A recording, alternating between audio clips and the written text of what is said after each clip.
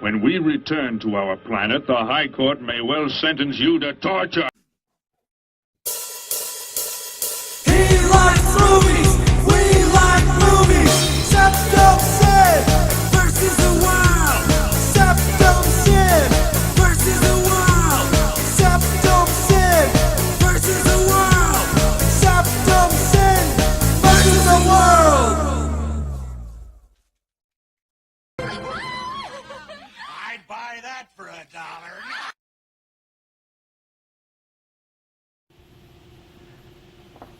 Greetings and welcome to Septum Sin versus the World. This is Kotobukijake coming to you solo today. I had an idea that I've been wanting to do for a while, and that would be, what would a nomination look like for people that, or nominations list look like for someone that really has not seen the kind of films that are necessary, the amount of films, I should say, that are necessary to create a fully informed list. It could be kind of weird and fun. I really wanted to do this when I had a top 20, defining top 20 as I could remove at least one film. So theoretically, 21 films, one would be an outlier. That didn't happen, so I shot for 40. That was my plan. And as I was nearing 40, as fate and happenstance would have it, I found myself suddenly finding a whole bunch of possibilities for viewing. And it turned out that I was unable to achieve this before the Oscar nominations. So this will be coming out a little later than I would have preferred. But on the other hand, doing this fresh after the Oscar nominations might be kind of an interesting exercise. So I'm going to give it a go. But even so, once again, I found myself on the cusp of a top 40, defining it as I have 41 films lined up. And then, out of nowhere, I had to make a call to go see two films that would have put me over 40. But I already had these other two checked out, and I had broken down and decided to do Netflix after all. So I had a whole bunch of stuff lined up, and my friend informed me that one of the films was available on Hulu. So I decided I'm going to do a top 45. Or you can look at it as a top 40 with a little extra, because frankly, I'm not going to spend any time on the stuff that's not in the top 40. But it will be a very odd list. Very interesting. My first video is going to be a quick, relatively basic rundown of the contenders. The second video, which I hope to follow a day or so later, will be a breakdown of what the nominations would be if, ignoring the current Oscar nominations, if the films that I saw are the only ones available, and it just so happened that everyone was in agreement with me, these would be the actual nominees. And believe me, it's a different list. There's some similarities. And there are several films I will readily concede would probably make that list if I had seen them. There's a lot of films I want to see that are on the Oscar list that I genuinely want to see. And there are a few that got overlooked for Oscar that I still genuinely want to see. So, given all that, let's get started. And again, I know this is going to be an oddball thing. I hope y'all enjoy it. I think it'll be fun. I'm going to try to keep this video pretty quick. So, if we're starting at top 45, and that means one has to go, Hellfest. It has to go. Number 45 would be Hotel Artemis, and number 44 would be A Wrinkle in Time.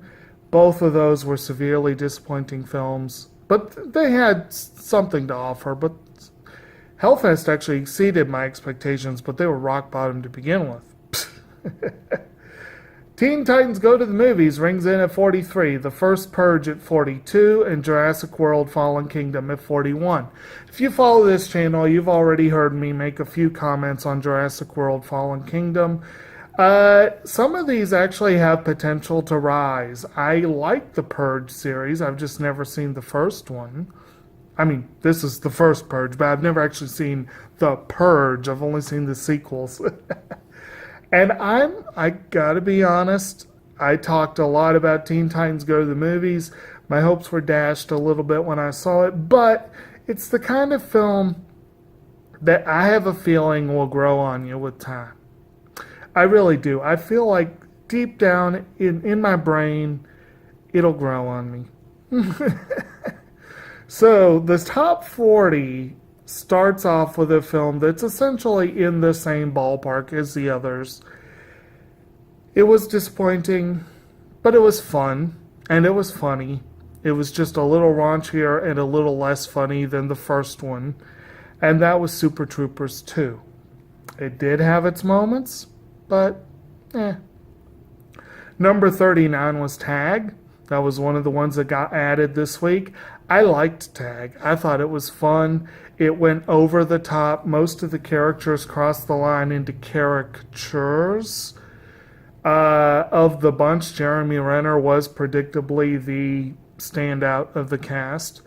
I generally love Ela Fisher. She is a very talented actress and she's gorgeous, but she was way over the top. I won't say that as a total negative because she was so over the top it was funny, but she was so over the top. Next up was one of my biggest disappointments of the year, Uchiage Hanabi Shitakara Miruka Yokokara Miruka, which the American title is almost as long. Fireworks, should we see it from the side or the bottom? Fireworks was a Studio Shaft production that was based on a short film from the early 90s. Supposedly the short film was not bad at all.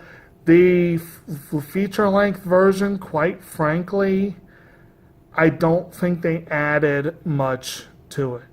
I really don't. The theme song is flippin' phenomenal. The theme song is called Uchiage Hanabi, or Hanabi is fireworks. I don't recall what Uchiage means, but it's a great song. It's by Daoko. The music video is apparently the most watched music video in Japan this year, if I understood that correctly. And I can see why. It's a great video. But the film falls victim to too much clunky CG, too much Shaft weirdness, and not enough actual story to justify the feature-length extension, unfortunately. Fahrenheit 11.9 comes in next at number 37, and yes, I know. This is a preaching to the choir movie. Michael Moore, back in his heyday, Roger and Me, Bowling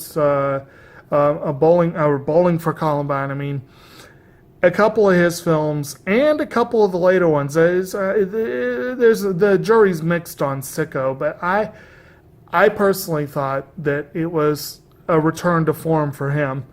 His older films, he has always been very self-aggrandizing. He happily inserts himself into the narrative, and he will always bring it back to his hometown of Flint, Michigan, and this film is no exception.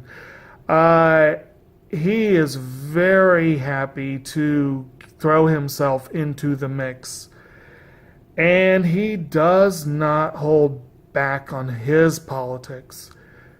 That said, he used to be able to make really good documentaries.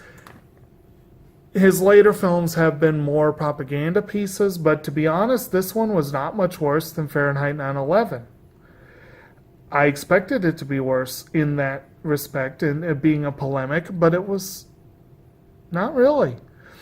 And also, while he does come out both guns blazing at Trump, he has plenty of ire to go around, and some of the points he makes about the Democratic Party, I could be wrong, but I'm willing to wager that most of the right's propaganda pieces have not been so balanced as this one was. Not to say it was balanced, but anyway, it was still too polemical to really, truly qualify higher on my list. Aquaman was next. Aquaman was another big disappointment in some ways, but to be honest, my bar was set pretty low. It actually exceeded expectations upon actual viewing. It was just one of those films where after Wonder Woman, we were all hoping DC had gotten their act together, and then Justice League came out.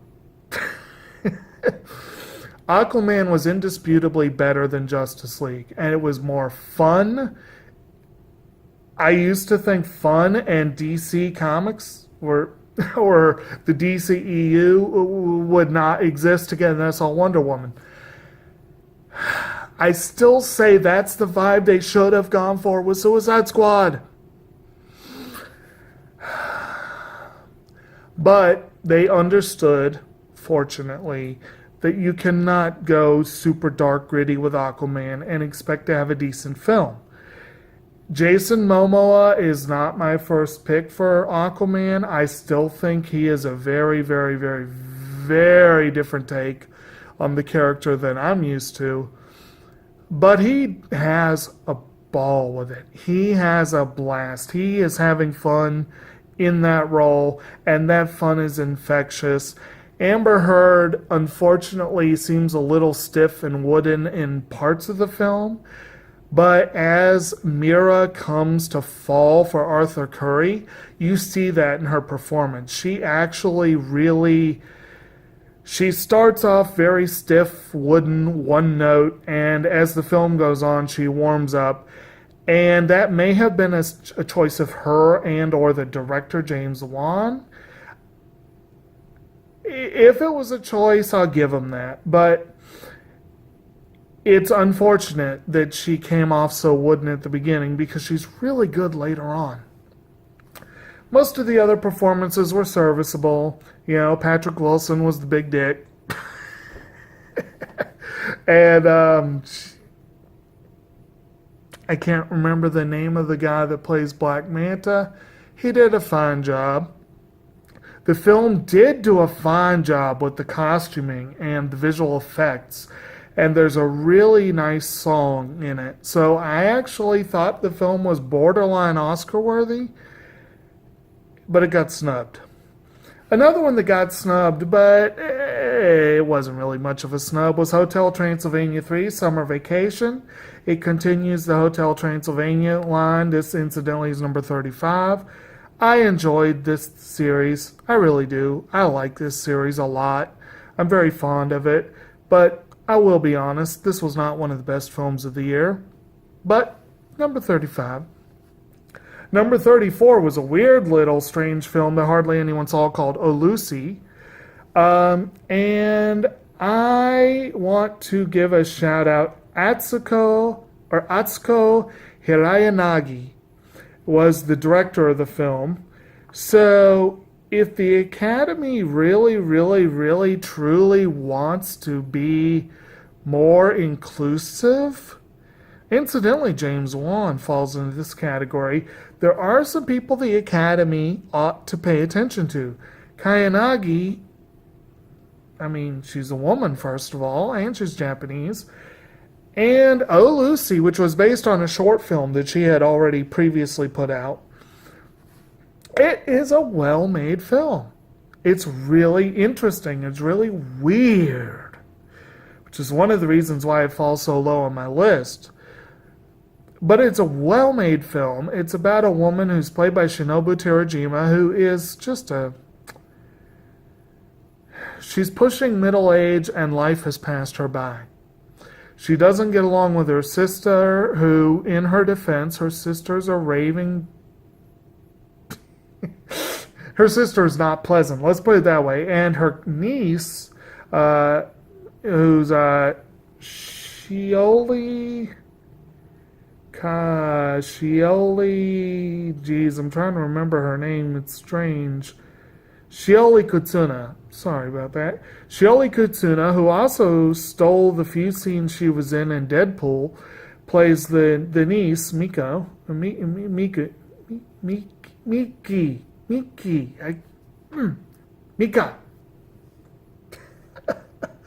My brain just totally sputtered out there. She does a fine job as the niece. The niece calls her aunt one day and says, I've been taking these ESL courses and I cannot continue them. I really want you to take them in my place because I already laid down the money and I don't want to waste the money. Really strange setup. I'm still wondering about exactly what happened, why what happened. Seems kind of shady to me, but you see where the class takes place. I feel like it's in a love hotel if I understood my bearings correctly. Her teacher, John, is played by Josh Hartnett, and he gives her a blonde wig and names her Lucy and says, okay, well, in this class, you'll be named Lucy. And she is totally weirded out by the first experience. But before she leaves, this other dude comes in, and he is introduced as Tom. He's also a Japanese fellow, probably about her age. And he's played by Koji Yakusho, who actually played Rinko Kikuchi's father in Babel. And he showed up in several Mamoru Hosoda films. He's in Mirai, as a voice actor. So basically, he shows up, and she sits in on this class, and she's still kind of weirded out, but strangely drawn to the experience. But before she really has a chance to get her bearings, John vanishes, and Mika has vanished. And it turns out that they went to California together. And so she goes to one class with the new teacher, and says, no, this doesn't work. Doesn't work for me. For some reason, she had just... It's pretty obvious. She has the hots for John, but it's... And she's just lonely. But she tells her sister about the whole thing, and her sister flips out. And so they go to California together to find the niece, her sister's daughter. And they find John. And he's like, yeah, she already split. And so then you get this sort of a weird little road trip where the three of them are trying to track her down. And suffice it to say, it does not have a happy ending. But it has can we say it a suitable ending?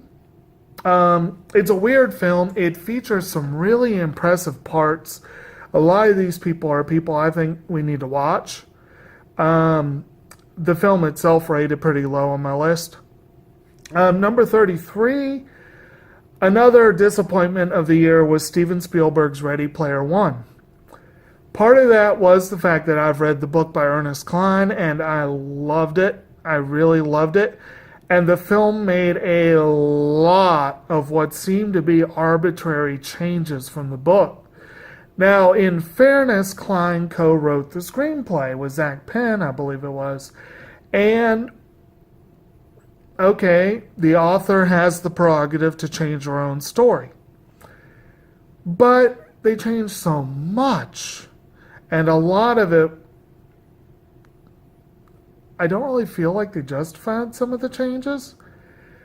But it's a visually spectacular film. Spielberg, even when he's in full popcorn mode, maybe especially when he's in full popcorn mode, he can make an impressive looking film. And Alan Silvestri's score is wonderful. I loved a lot of the pop culture references. It's a good movie for nerds. The book was better on that score. And actually, it suffered a lot of nerd rage from people who'd read the book. But worth a watch. I'll get it eventually. Number 32 was The Meg. Strangely enough, that was all the way at 32. I enjoyed it. It was a Chinese-American co-production. They really, really, really did take full advantage of that. Li Bingbing co-starred.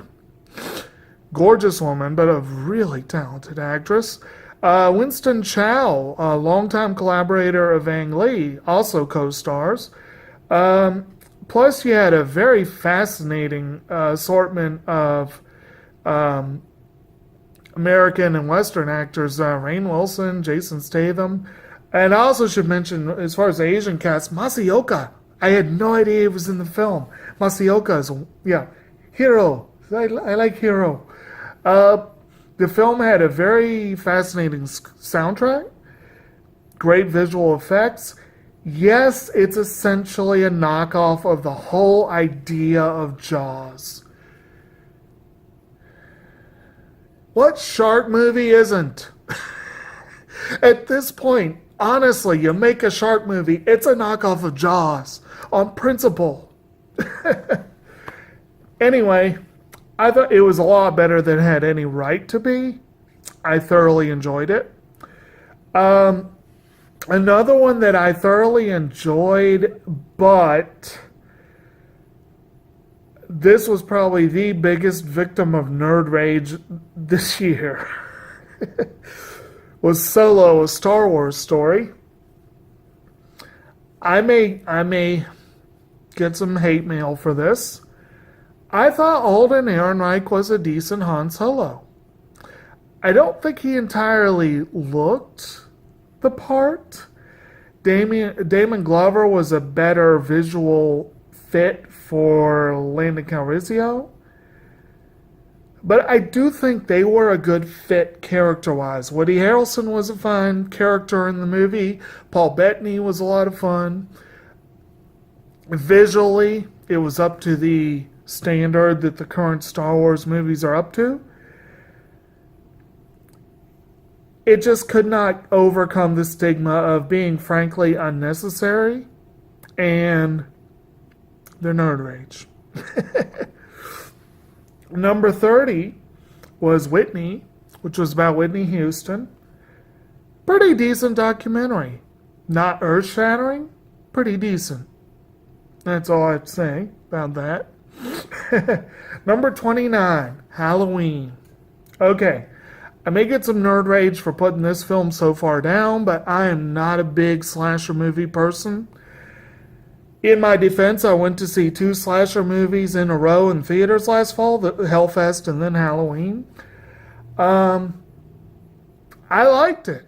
I did. I liked Halloween. I thought it was, in some ways, an improvement over the original, and in some ways, a knockoff of the original. I've never seen any of the other sequels, really, so Halloween is actually the first one on my list that I would give a 4 or 5 rating to in terms of the best picture race. 4 or 5 meaning that if it was a weak-ass year, yeah, it could have got a nod. So, grant me that much. I thought it was really well done. It was a very interesting film. It was a good revisitation of the original. It did justice to the original. But that's still not going to put it in my top 10. Okay. Next up, speaking of doing justice to the original, a film that a lot of people thought was a disappointment, but I personally liked. Number 28 was Pacific Rim Uprising. Now, I will say this. 2 of my favorite characters from the original did not fare so well in this one. And that cost the film several points, both on this list and the screenplay list, and probably a couple other lists. I was particularly upset with the fate of one character, but in the interest of protecting against spoilers, I'm not going to go into detail. But if you watch this channel enough, you can probably guess who two of my favorite characters in the first were. It was a good film. Visually, I think it held up. Guillermo del Toro has a phenomenal visual aesthetic. This film basically copied it, but it did a serviceable job. It was okay. Number 27, we have Disobedience. Another little film that kind of got lost in the shuffle. It was a story about people living in an ultra-conservative Jewish sect. A rabbi in training who's played by Alessandra Nivola, and his wife, Rachel, who's played by Rachel McAdams, have to welcome back into their lives a sort of black sheep of the congregation who is played by Rachel Weisz. She comes home for the death of the chief rabbi, who, if I recall correctly, was her father. And you learn as the film goes on that she left home because she and McAdams, tongues were wagging, let's put it that way. And both of them did a phenomenal job. Alessandra Nivola, the acting is phenomenal. But the film overall left me cold. I didn't dig it. It gets as high as it did mainly because of the acting. It was well made. I just didn't dig it, really. And what's interesting is I believe the director is the same person who won, his film won the Oscar last year for foreign language feature, which was, what was his name? But he directed, Sebastian Lelio, I believe is the guy who directed Fantastic Woman. But I gotta say, this film did not do a lot to excite me about seeing a Fantastic Woman. But at any rate, speaking of directors who've done better work, a film that a lot of people are pushing for Best Picture or Best of the Year, who were kind of peeved that the Oscars overlooked it, but I thought it was really good, but the previous film I saw by this director was better. Alex Garland followed up, I don't remember if this was a direct follow-up, but he's the one behind Ex Machina, which was great. Annihilation, it's an adaptation of the first novel in the Southern Reach trilogy, but it's a standalone adaptation that, from what I understand, kind of offended fans of the books. I thought it was really interesting. Natalie Portman did a fine job. Tessa Thompson kicked ass and took names like she has in every year. She's been in 3 films this year she is someone to watch. And Gina Rodriguez was a fine performance. It wasn't as great as it could have been. Speaking of Tessa Thompson, number 25, she also co-starred in Sorry to Bother You. Boots Riley's unique film. I quite liked it. I thought it was incredibly entertaining, original. Armie Hammer just was one of the biggest douchebags in any movie I've seen this year, but he sold it, and it was such a great performance. And Lakeith Stanfield did a great job as the main character. But I guess in some way the films was a little too off-kilter for me. The whole Equisapiens subplot kind of...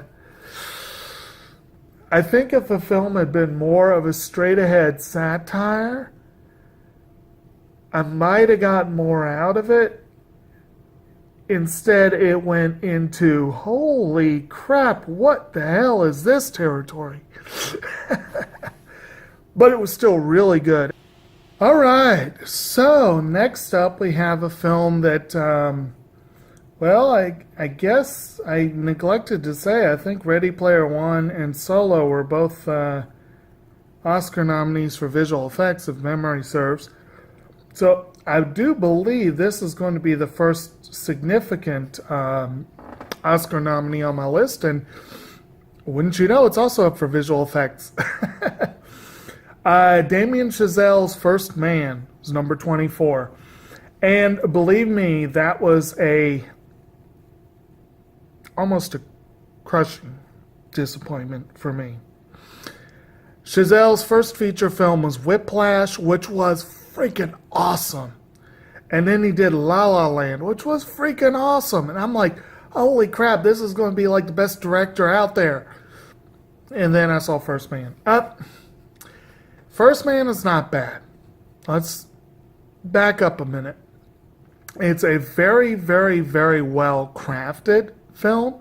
And in fact, the Oscar nods are reflective of that. I think it's up for production design, visual effects, and sound mixing. Sound editing, sound mixing. Which are all very good craft awards. Chazelle has shown that he has a really good ear. And, I mean, his first two films were musically drenched in music. So I'm not entirely surprised he got the sound awards. But one of the biggest surprises, one of the biggest shockers of the Oscar nods was that First Man is not up for a score. Justin Hurwitz's score is great. It's wonderful. I loved it. The other big snub that people talked about, and I fully agree, although I have two minds about where so, was Claire Foy for supporting actress. She plays Neil Armstrong's wife, and she gives a phenomenal performance. She knocked it out of the park. The question is it truly a supporting role? There were several this year that bordered that line, and I've said before, I get annoyed when the Oscars will take a lead performance and make it supporting to improve the chances of winning, or it seems dishonest to me. Just call it what it is. But whether she's lead or support really depends on whether you're saying, this is Neil Armstrong's story, period. Or, let's look at screen time. You know what I mean?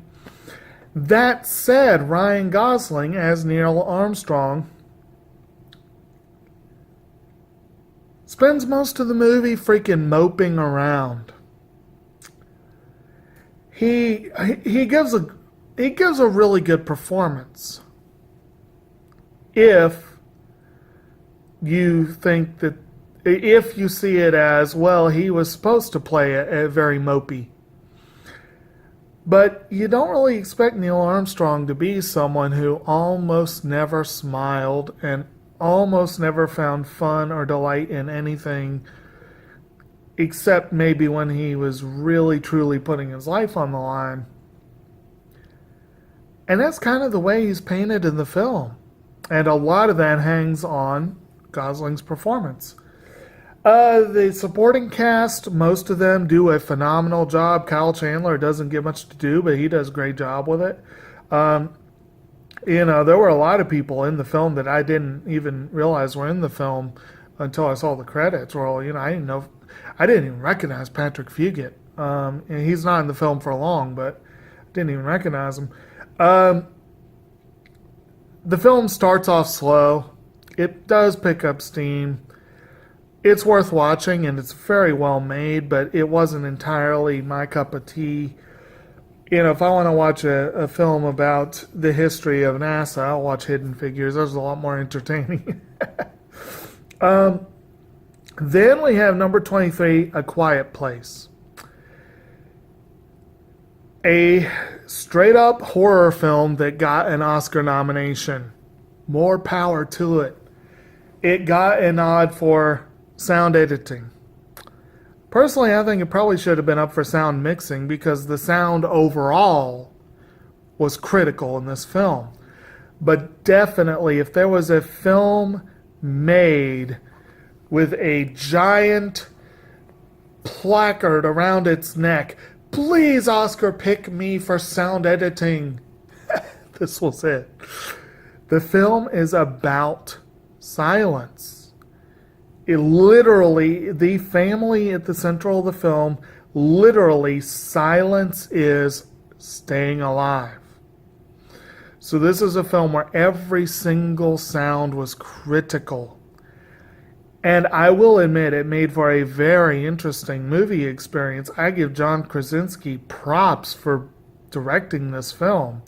And he and his wife, real-life wife, Emily Blunt, as the husband and wife at the center of this family unit, they give really good performances. Blunt gives a hell of a performance. It's kind of a toss-up whether her birth scene in this one or Clara's in, Cleo's, in Roma is the more difficult and harrowing birth scene of the year.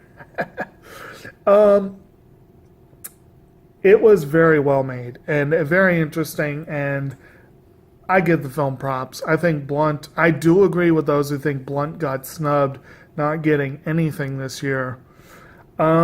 Next up, we have 22. We have the very ironically titled Don't Worry, He Won't Get Far on Foot, in which Joaquin Phoenix plays a paraplegic. But don't worry, that is the title of his own book. If I remember correctly, the character, John Callahan, I think was his name. Joaquin Phoenix plays this guy who was a real-life figure, who was a raging alcoholic, whose alcoholism is directly responsible for him ending up in the wheelchair. And he eventually finds meaning in his life and a way to turn his life around by becoming a very cynical, but becoming a cartoonist. And Phoenix, he gives his all. And I have not yet actually seen the other two films that he was acclaimed for this year. A lot of people acclaimed his role in You Were Never Really Here. And apparently he also gave a hell of a role in The Sisters Brothers. But he did a brilliant job. Don't Worry, He Won't Get Far on Foot, which is Gus Van Sant film. Gus Van Sant continuing to do completely out of left field movies. Features a great supporting turn from Jonah Hill. Good film. Wonderful music from Danny Elfman. It was actually one of my favorite scores of the year. It could have rated higher. I think it did rate higher, and it kind of dropped a bit with time, a little bit. But it was one of the films that got some buzz when it came out and then sank without a trace, and it really shouldn't have. It should still be in the conversation, I think. One that really should still be in the conversation that got freaking robbed by the Oscars was Crazy Rich Asians. And that's number 21. I share my vantage point, which I will admit, when I'm making my own nominations, I kind of tended more toward one than the other myself in most categories. But I do feel like a lot of people looked at Crazy Rich Asians and Black Panther, looked at both of them as big ethnic hits, and said, well, they're popular films, but they're popular films. I'm going to support Black Panther because it was the more popular one, and it was the slightly better film. And but you got a comic book movie and a romantic comedy. In both cases, again, you've got people cringing because it's not really what Oscar's about. Well, screw that. As rom-coms go, Crazy Rich Asians is one of the better rom-coms I have ever seen. It was really well done. The central couple was very likable. They were very well performed. They were very believable as a couple. The things that the character Rachel Chu had to go through, meeting the family of her boyfriend Nick Young, incidentally Constance Wu is Chu, and what's his face as sorry, Henry Golding as Young. The gauntlet she had to go through, it was crazy. It was crazy. He and I recently read the book, and it's a very enjoyable book, and the movie does change some things around, and it definitely changes up the ending a little bit. But they do intend to do a trilogy, just like the book was a trilogy. So I'm not sure if some of the changes were with the idea that we'll revisit them. If we get to make the second film, we'll put them in the second film. And they will be making, because they made enough money, they will be making 2 and 3. But they made the first one not sure that would happen. The film got a lot of press as the first contemporary film with a predominantly Asian cast since Joy Luck Club to come out of the U.S. That's freaking stupid that we had to go so long between those movies. It really is. Hollywood needs to stop being afraid to cast Asians. I love that the star comes from my hometown, Constance Wu. I love that. I love that very much. She did a phenomenal job. She should have been on the short list for Best Actress. Michelle Yeoh got robbed not getting a supporting actress nod. Brian Tyler's score was wonderful. The adaptation, like I said, was pretty faithful, so they could have been up for adapted screenplay. If my Best Use of Music in Film Oscar was a thing, it would be the one to beat this year. It's a great film. It could have been better, but it should have gotten some Oscar love. Another one that was somewhat surprisingly overlooked, given how much Oscar was fawning over the last one, was Creed 2. That actually came in number 20 on my list. I liked it. I like Creed. I was never a big Rocky person, but this little subgroup of the films, I'm liking them. And I honestly felt like just about everyone did a better job this time around. And that's really all I got to say about that. If you like, you know, if you know Rocky, if you know Creed, you know what it's about. But I do think Michael B. Jordan probably should have gotten a little more buzz this year. Tessa Thompson, once again. This may have been the best of the 3 roles I saw her in. She's kicking ass. And Stallone, Sylvester Stallone, I thought did as good or better than he did in the last one, where everyone was raving about his performance. Number 19, Unsane, one of the biggest unsung films of the year. Steven Soderbergh film featured Claire Foy as a woman who checks herself into a mental institution by accident because she went in for a consultation, and comes to find out that she thinks the guy that's been stalking her, who's why she was seeking treatment in the first place, she thinks he works there. But is he or isn't he? The film did not play as much with that question as I had hoped. It went in a different direction than I had expected.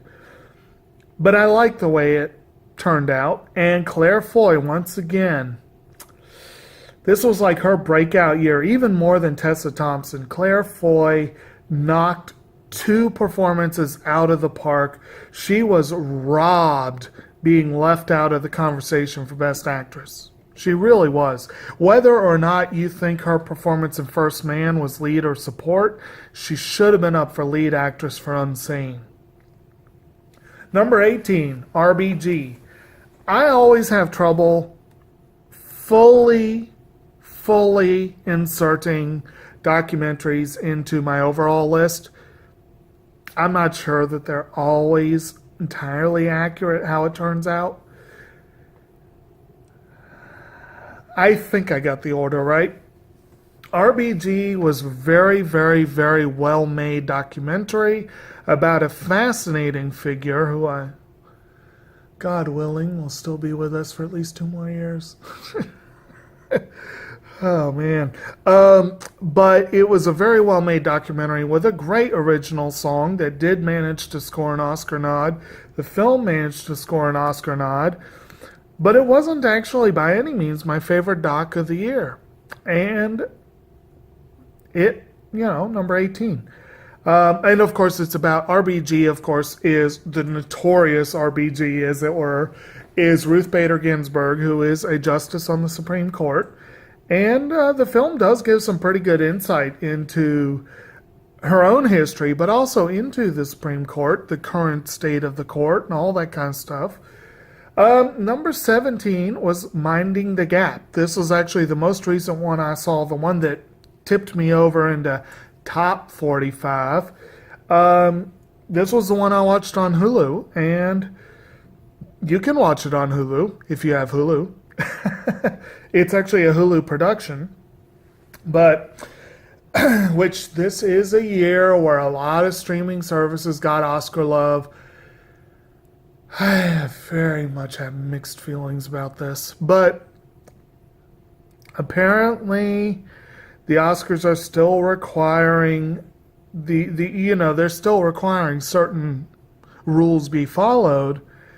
But Netflix in particular is famously doing whatever they can to push the envelope. I think Hulu's been playing ball a little more, but I'm not sure. But anyway, Minding the Gap is about this dude, Bing Liu, is this dude from Rockford, Illinois, who grew up a skateboarder, and he hung out with this group of skateboarders, this group of friends. You got, I think, geez, I just watched the damn movie and I'm having, Kyle was one of them, and there was a couple others, and Kyle early on pairs off with this really gorgeous young lady named Nina, and they have a baby and all this stuff. And the film, Bing was apparently filming all along. Like, he has footage from when they were little kids. But he started, I guess, about the time Kyle and Nina got pregnant, maybe in that realm. That's kind of where the film starts. He started actually filming a movie. And he filmed, I don't know the time span. I know that it was, I want to say it was like an 6 to 8 year time span. Maybe not quite that long. But he filmed his life and his friend's life and his family. He got in close. He got in up close and personal. And the film touches on a lot of social issues. It touches not just on skateboarding and that kind of life and everything, which is why I was like, oh, guys, skateboarding doc. It touches on class inequality, touches on racism. One of the dudes is black, he has to deal with that. Being, of course, is Asian, he has to deal a little bit with that. You have one of the biggest things that I was amazed at how candid some of the people were was the film really gets into domestic abuse and of different sorts, but it does get into it. And I give them props. I give him props for being so unafraid to get in as close. But some of the other people involved for opening up as much as they do, I have a feeling this is a film that's going to leave some gaping wounds in the lives of some of the people that were involved.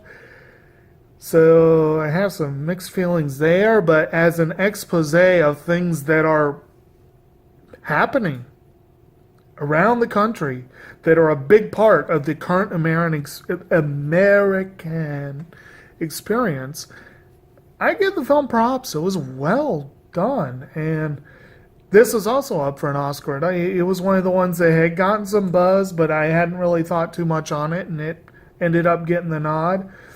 We're going to take a break from the documentaries here for number 16, Widows. This was a film that got overlooked. Shockingly overlooked. I mean, it's a genre film. For all intents and purposes, a heist movie, so I could see why Oscars, like, we got enough genre films this year.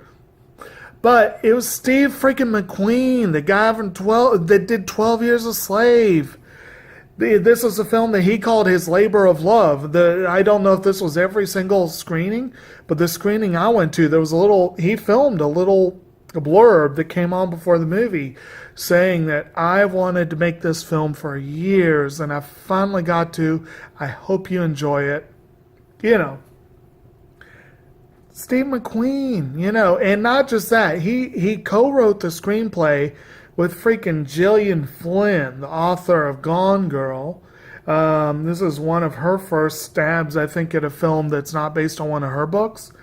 And look at the cast. You got Viola Davis, Michelle Rodriguez, Liam Neeson, Colin Farrell, Robert Duvall. You got tons of other supporting people. Garrett Dillahunt, Elizabeth Debicki, all these people in there. And if nothing else, Viola Davis got robbed. She should have been up for Best Actress. There were a lot of other really good elements. There was an original song by Sade that would have been a pretty interesting original song nominee. The film is very well made. I felt like it was about 3/4 baked, which is why it didn't rate higher on my list. But it was still pretty darn good. And it should have gotten some. And Colin Farrell actually gave one of his best performances. Michelle Rodriguez, kind of like Ryan Gosling was in First Man. Michelle Rodriguez was a little too frowny in Widows. But she is a badass actress who's overdue for Oscar love. And I wouldn't have minded seeing her sneak in there this year. You know. Next up, another one that got completely reamed, and this was one that shocked me. Three Identical Strangers was almost a lock for Best Documentary Feature. Didn't get it. I don't get it. This is the one about identical triplets who met as adults and didn't even know they had siblings. It's a really well-made film, really, really well-made, really fascinating, disturbing. Kind of gives you some hope and then dashes it. Good film. And I can't believe it didn't get an Oscar nod. Isle of Dogs, somewhat unsurprisingly, number 14, somewhat unsurprisingly snuck in there for animated feature. But interestingly enough, the very strange, weird, off-kilter score by Alexandre Desplat managed to get a score nod. So the film's actually up for 2 Oscars, one of the rare animated films to attain that feat. In a year of phenomenal animated films that got reamed in at least one category, it's kind of sad that Isle of Dogs got 2 nods. But it's very interesting. It's weak for a Wes Anderson film, but very unique. Oh, God. It's definitely original. And it's very well done. He does a good job with stop motion animation. I can't wait to see what else he does in animation. One of the most shocking oversights, probably if you're talking about on a movie by movie basis, maybe even more so than Widows, probably even more so than Crazy Rich Asians, the most shocking snub was my top pick for Best Documentary Feature, which was Won't You Be My Neighbor. Number 13, the Fred Rogers biopic. How in the bleeping hell did that not get an Oscar nod? I don't know. It's a great film. It is one of the most financially successful docs probably ever. Well, definitely as far as biodocs, it is considered the most successful ever. How did it not get an Oscar nod? I don't know. Number 12, one of the surprises, lovely surprises, was The Ballad of Buster Scruggs, managed to sneak in with 3 nods. Mary Zophres got a costume design nod. The Coens got a adapted screenplay nod. And Dave Rawlings and Gillian Welch snuck into the original song category. I love that song. I actually wanted to watch The Ballad of Buster Scruggs just because I love the Coens. But I originally thought it was a miniseries, and I was for a while still unclear that it was a movie. It wasn't until it started making all these year-end best-of lists, but even then, it was hit or miss. People either thought it was a movie or didn't, and it made almost no awards buzz. And then, Oscar time, 3 nods. I made sure to see the movie. Tim Blake Nelson is gleefully, gloriously over the top as the title character, Buster Scruggs. Zoe Kazan did a phenomenal job with her role. She's in the short film, The Gal Who Got Rattled. It should be noted that this is an anthology film, 6 short films in one. Whether it really should have gotten love as a film or been split up into short films, I don't know how Oscar makes that determination. It is a film, and yet it is more than a film. But it's a good one. Not the Coens' best, but not bad. This one will probably be controversial that it's so high on the list, but God love me, I love Deadpool 2. And I do think the first Deadpool was reamed at the Oscars when they didn't give Ryan Reynolds a Best Actor nod. Adapted screenplay as well. But Deadpool 2, not quite on Oscar level in most categories, but decently so in those 2 categories. And costume design, a couple others. I just love the film. Okay. Black Klansman. Black Klansman was one of the big winners when the Oscar noms came out. And it was a film that a lot of people weren't sure would be a big Oscar winner because of potential controversy. It is a Spike Lee joint. It is, from what I've seen and heard, one of the best Spike Lee joints ever made. It's certainly the most entertaining one I've seen. I've seen a handful of them, and Do the Right Thing was a great film. This one was more entertaining. It was really well done. A lot of people said John David Washington was overlooked for Best Actor, and I cannot disagree with that. There were a couple other areas where the film got overlooked. There were a couple areas where the film got a little more buzz than it probably should have. I do think it's nothing short of a crime that Spike Lee had never gotten a Best Director nod. So it's about time. But this is a good one to crank into my top 10. And immediately after, I'll have 3 films that got snubbed by Oscar. The first is Bo Burnham's 8th Grade. 8th Grade was widely considered a likely nod for original screenplay. That was considered its token. It didn't get it. Burnham also was left out in the cold as director. Star Elsie Fisher, who did a freaking awesome job, got left out in the cold for actress. And a lot of people are like, well, it's her first performance. And yes, I will grant you that. I'm always wary of first-timers getting any Oscar love, no matter how awesome they are. But Yalitza Aparicio is also a first-timer who's got no other acting credits. And she got Best Actress for Roma, so yeah, that argument only holds a little bit of water in this particular case, but 8th Grade was at times, painful film to watch, but really, really good. Really good. And should have gotten more love than it did. Next one up, Yoru wa Michikashi Aruke yo Otome, or Night is Short, Walk On Girl. Masaki Yuasa film that got no love in the award season, got horribly overlooked. I was calling it as a possible Oscar nod, mainly because it was an atypical anime. And the artsy, fartsy people in the animation branch who are wary of anime might have looked at it and said, oh, well, we gotta look at this. Not only that, if the Academy would get its head out its ass in other categories, it would have been a shoo-in for production design or art direction, what have you. If production design, I'm still a little unclear about this, about what, because it used to be art direction, now it's production design. Does that only apply to live action sets?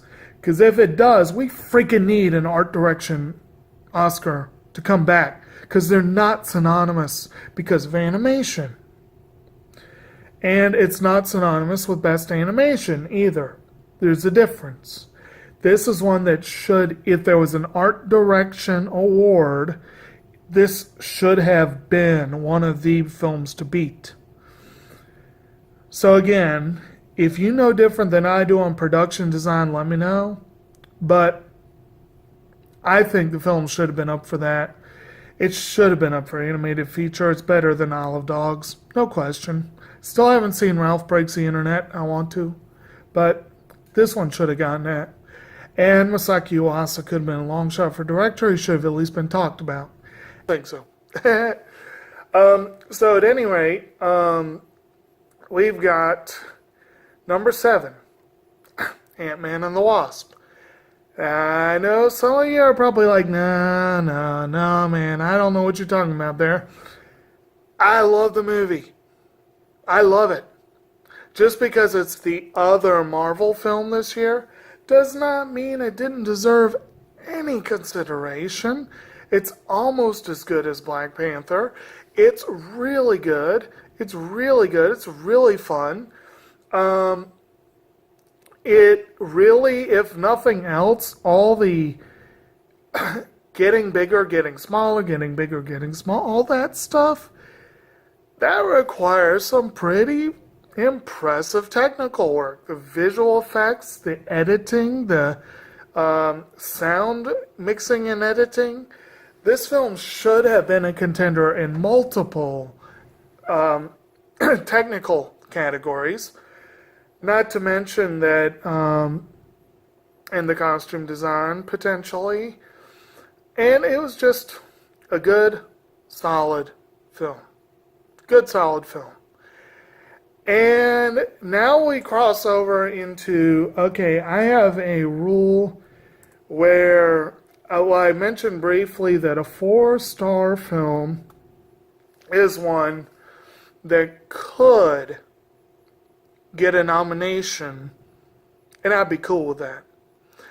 And I started off with several 4s that were,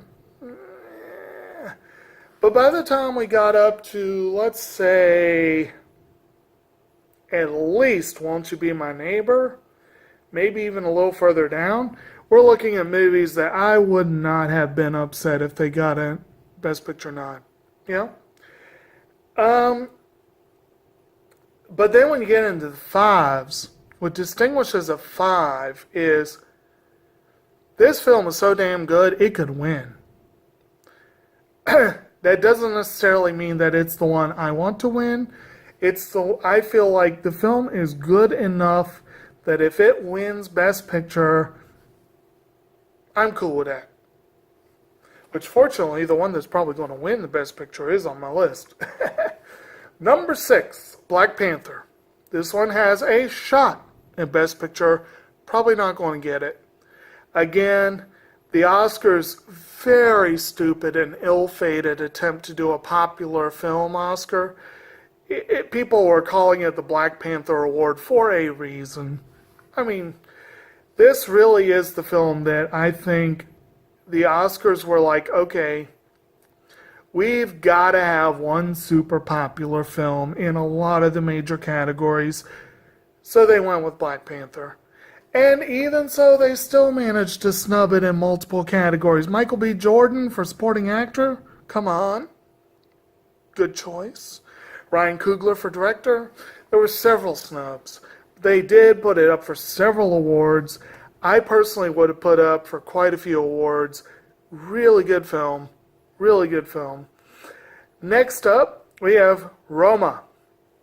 Roma is this one and Ballad of Buster Scruggs were the two Netflix ones that I knocked out yesterday. Roma, I honestly, on first viewing, I'm going to be straight up, I think the film is overrated. I don't really fully get the love for this film, the amour for the film, because of course Roma is amour backwards. I know enough about the film to where I appreciate and understand where they're coming from. Supposedly, this was Alfonso Cuarón's attempt to put on film his memories of growing up. And specifically, the maid who lived with his family that he loved like a member of the family.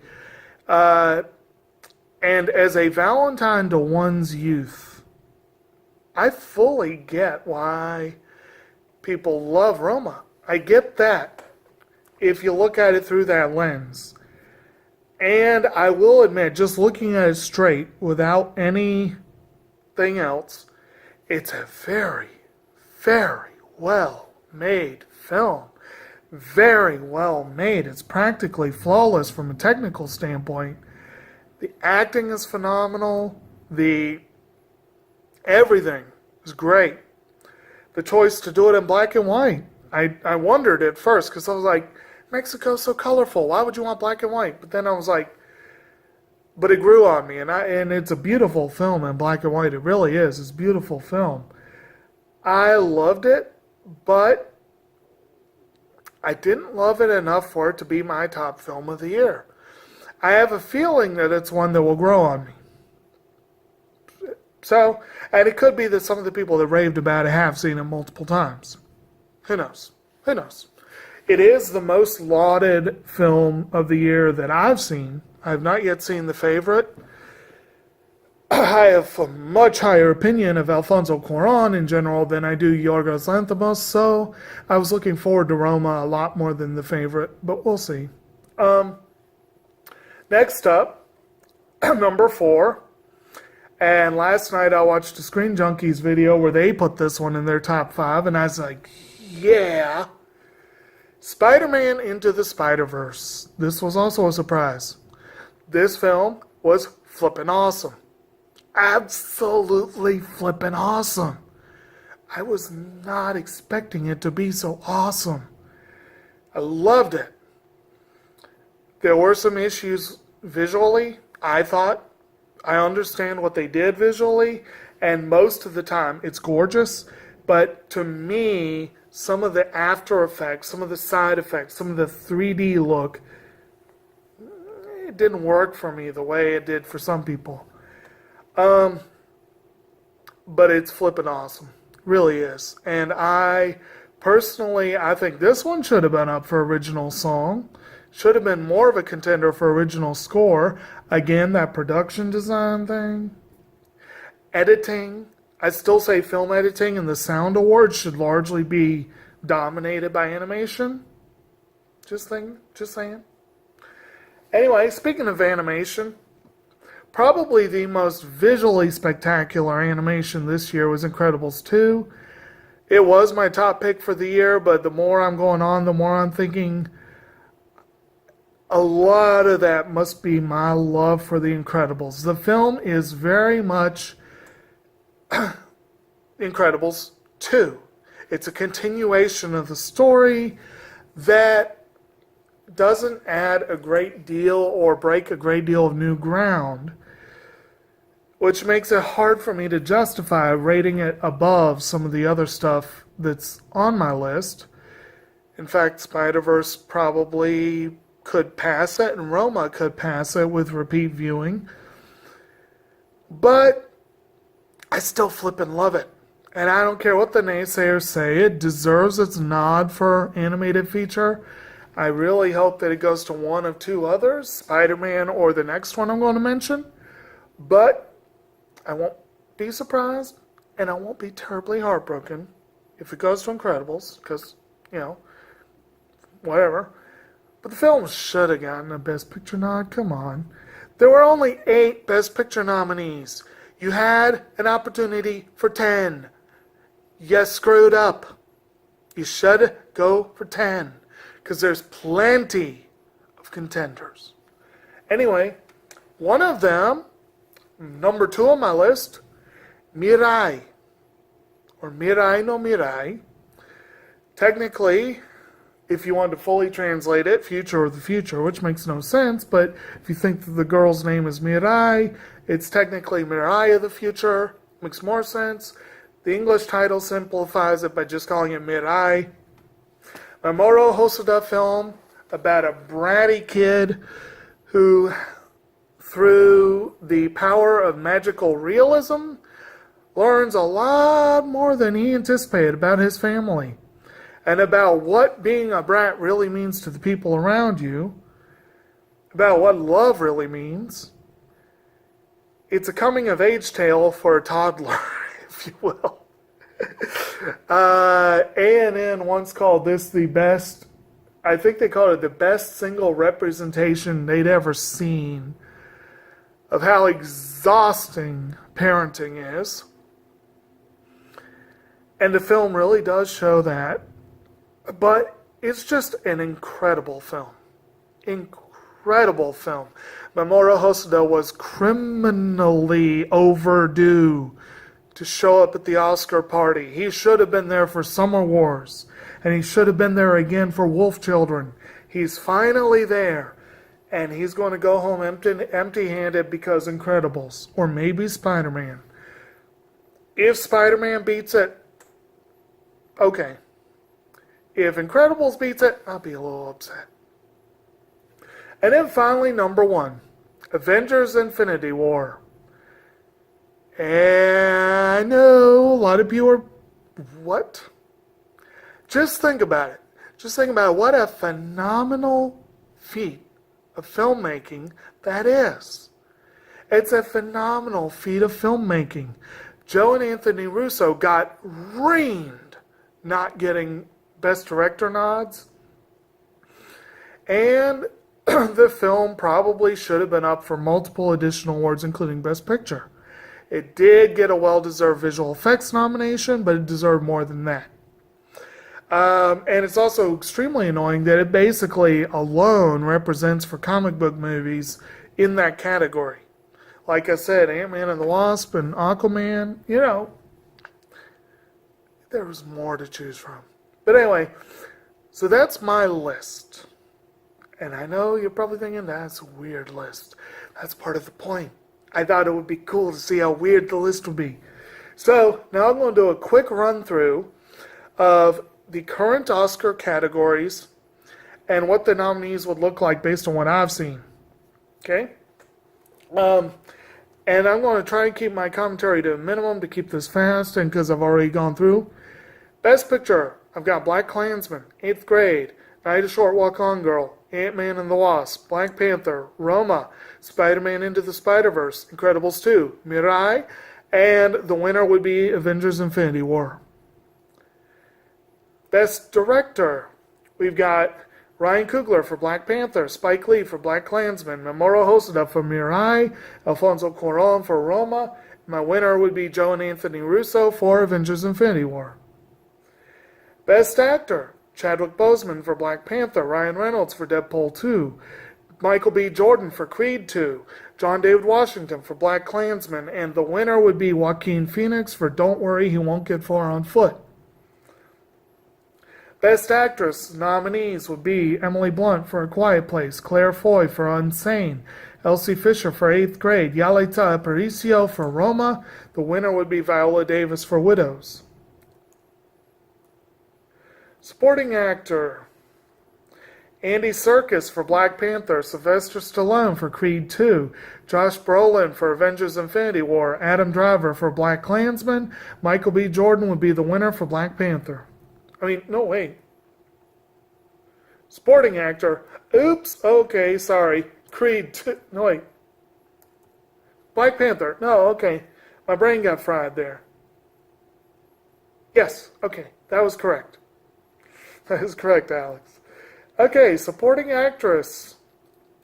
Zoe Saldana, Avengers Infinity War. Lupita Nyong'o, Black Panther. Marina de Tavira, Roma. Michelle Yeoh, Crazy Rich Asians. Winner would be Claire Foy, First Man. Original screenplay, Boots Riley, Sorry to Bother You. Brian Wood, Scott Beck, and John Krasinski, A Quiet Place. Bo Burnham, 8th Grade. Mamoru Hosoda, adaptation by Stephanie Sheh for Mirai. I have to admit, I don't know how that would work. If you did an English adaptation, I'm not sure how that would work, so I listed both of them. The winner, though, would be Alfonso Cuarón for Roma.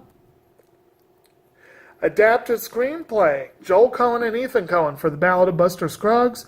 Ryan Coogler and Joe Robert Cole for Black Panther. Makoto Ueda for Night, a Short Walk On Girl. Charlie Watchell, David Rabinowitz, Kevin Wilmot, Spike Lee for Black Klansman.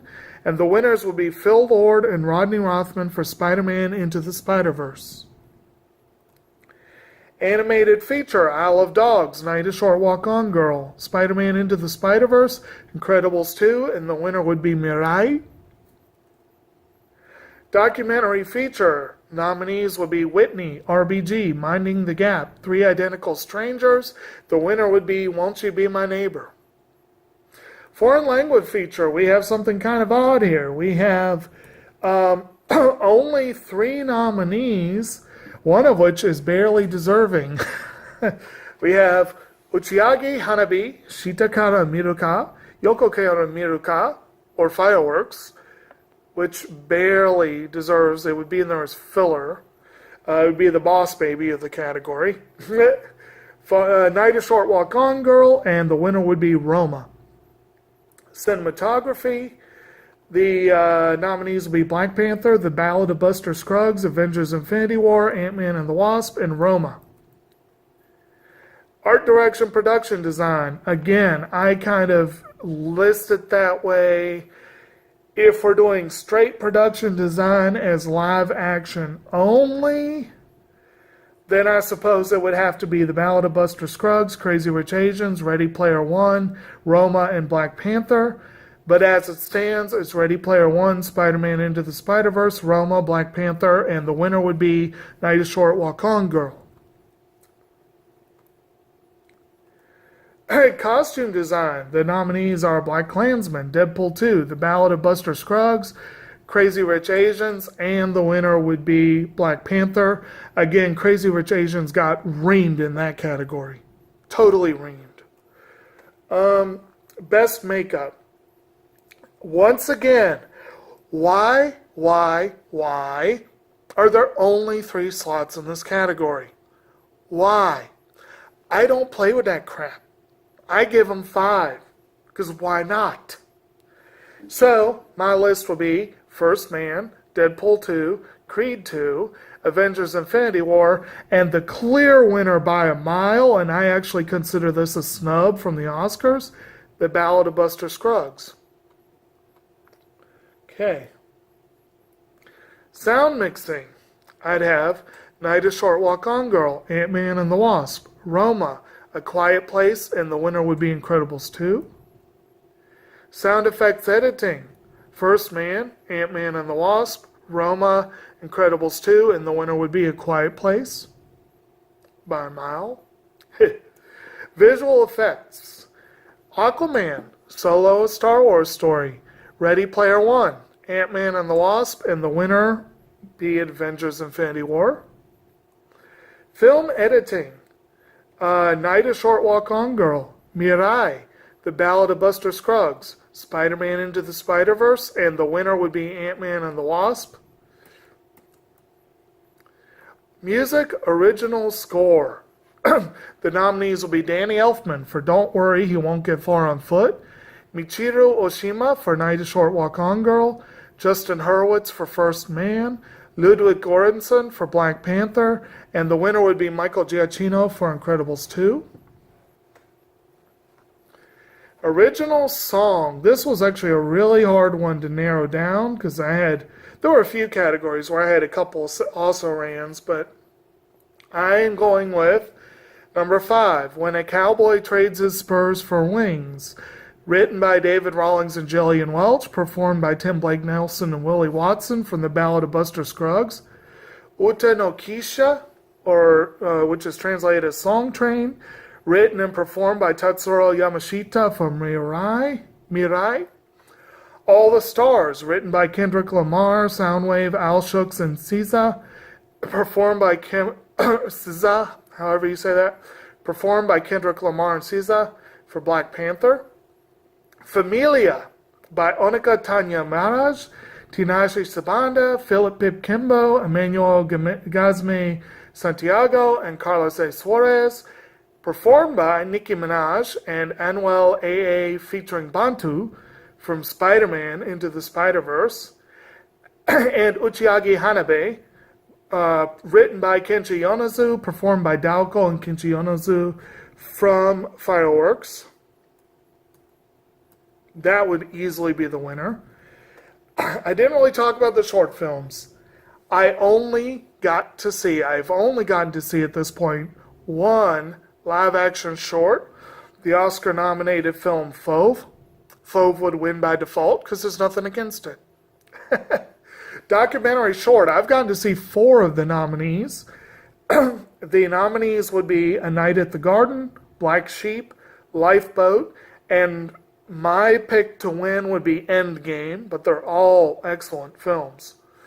And animated short is kind of weird. I've only seen 2 of the nominees, but I've actually gotten to see 2 of the shortlisted films that did not get nominated, of which Pepe Le Morse, or Grandpa Walrus, would be in the Lucky to Be Here category, but sure as hell is not a winner. But 3 of them, including one that did not get the nod, were pretty damn good. Bao, the Pixar short, comes in at number 3. Number 2, Age of Sail. That was the one that didn't get nominated. The one that blew them all away, the one that is nominated and better win because it was awesome, was One Small Step. Okay. And now, finally, I'm going to lead you off with just a little bit more. I often talk about the categories the Oscars should have. That whole popular movie thing was an unmitigated disaster of stupidity. Tremendously stupid. These categories, though, would all be great.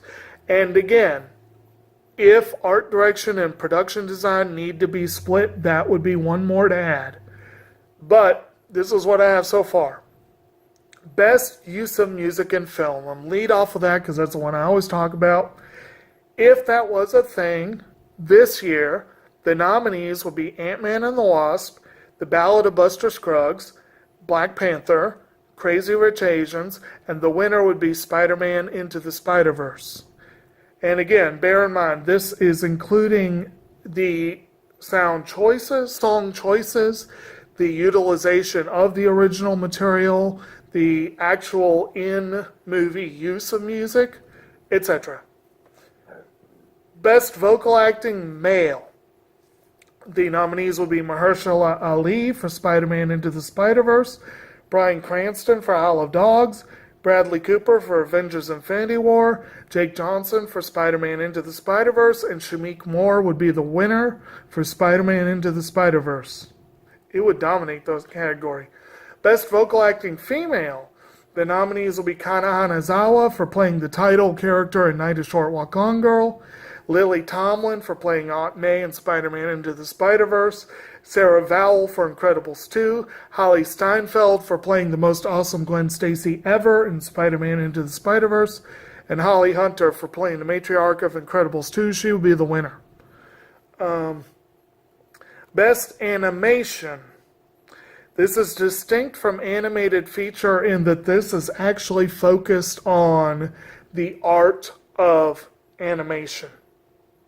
I think this should be a separate thing, especially if the people who think that there shouldn't be an animated feature category, if they get their way, they need to replace it with Best Animation, because you still need to give credit where it's due to an awesome group of filmmakers. So best animation, Isle of Dogs, Night a Short Walk On Girl, Mirai, Incredibles 2. My winner for that one would be Spider-Man Into the Spider-Verse. Best casting. The SAGs have it. I don't know why the Oscars don't. Casting is a really big part of putting a film together. They should have an award for that. My picks this year would be Roma, The Ballad of Buster Scruggs, Black Klansman, Spider-Man Into the Spider-Verse, and the winner would be Black Panther. And the last one I'm going to go ahead and throw out is one that I will admit, this is an area where I am not expert. I may have made some really strange choices. If you know more on it, let me know. But they should have an Oscar for Best Stunt Work. And if they did, these would be my picks. The Ballad of Buster Scruggs, Ant-Man and the Wasp, Creed 2, Black Panther, Avengers Infinity War. Okay, that'd be the winner. Anyway, so that was a lot. I think this turned out to be almost 90 minutes maybe. I do apologize and I appreciate if you stuck with. But anyway, I just thought it would be fun. I thought it would be interesting to see what this would look like from someone who's seen a lot of movies, but definitely not all the contenders. And if you like this idea, if you think this was fun, by all means, let me know in the comments. If you think there are some I really need to focus on seeing, you're like, my God, why would you pick that over The Favorite? Or why would you pick that over First Reformed? Or why would you pick that over, what are some of the more off-kilter choices out there? Hereditary. Why, if you're thinking that, if you're like, whoa, man, you need to step it up, leave some comments. Let me know which ones I need to see. All right? And anyway, I do hope you enjoyed this. I do hope you enjoy all of our Oscar season coverage, as well as our more general coverage. And we will have a top 15 list going up. We'll be filming tomorrow. That is the top 15 people grossly overdue for Oscar nominations. That will probably go up before this video does, but if it doesn't, look for it. Either way, look for it. It's going to be fun. It's going to be awesome. In a couple weeks, we're going to do a list of the people who've been nominated but really are overdue for a win.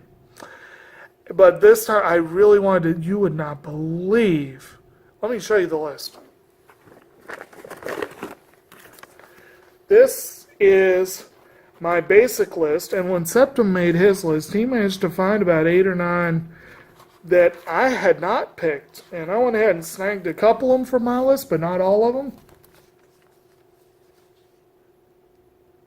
That's the list I have. 2 of them. Sam Elliott. Can you freaking believe Sam Elliott never got nominated? Sam Elliott and Mamoru Hosoda are now Oscar nominees. But they were not when I first made that list. All the others overdue. And we're gonna highlight, I don't remember what the final count was. I think it came to about 26 or so. We had 3 in common. But we were going to highlight some people who really, really need some Oscar love. So look for that video. It's going to be fun. So as per usual, like, subscribe, share with your friends, share with people who aren't your friends. Yes, make your enemies watch our videos.